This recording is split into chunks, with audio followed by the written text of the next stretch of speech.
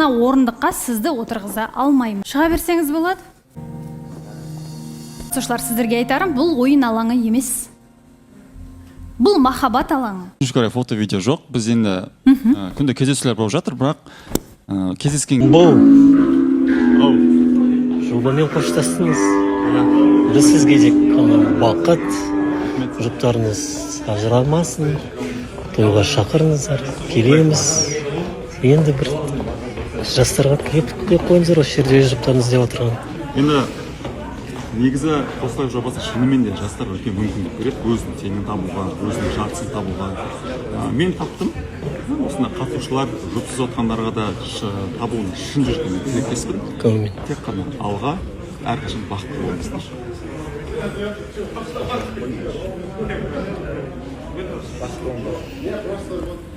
Достар, негізінен салатын дүниелер көп.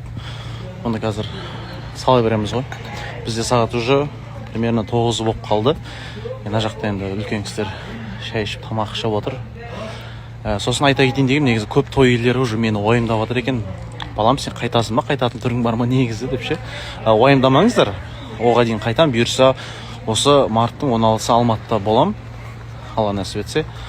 Сол үшін той болса звондаңыздар. Сезон келе жатыр дегендей. Сіздің тойыңызда жолғайық. Мен енді демалып болдым. Жұмыс істеуге деген желаниям өтте қатты болып отыр. Сол үшін звондаңыздар. Той болса сіздің тойыңызда жолыққанша. Ассаламу алейкум.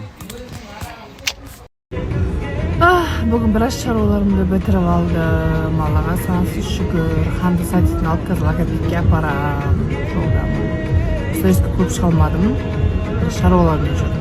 Енді көпшілігіне қызықшар, аягөз қандай адамға тұрмысқа шыққысы келеді және ол қандай адамды қалайды деген осы сұраққа мен тоже общий жауап берейін, және де маған жазып жүрген ер азаматтар тоже сіздердің құлақтарыңызға алтын сырға. Біріншіден, менің өмірлік жарым мені тозаққа сүйрейтін емес, мені жәннатқа сүйрейтін болу керек. Ол қандай болу керек? Аллахтан қорқатын, Аллахтан ұялатын, Аллахтың бұйрықтарына мойын сұнған, Абу Ханифа мазхабын ұстанатын, және де 5 уақыт намазы түгел. Маған десең бүкіл тірлігі тіреліп тұрса да, жаңағыдай война болып жатса да, соғыс болып жатса да маған қызық емес. Сондай жағдайдың өзінде ол намазда тұратын ер азамат болу керек.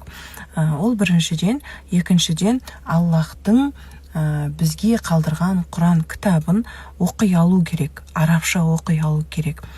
Бұл екінші. Үшіншісін қазір келесі стористе айтамын.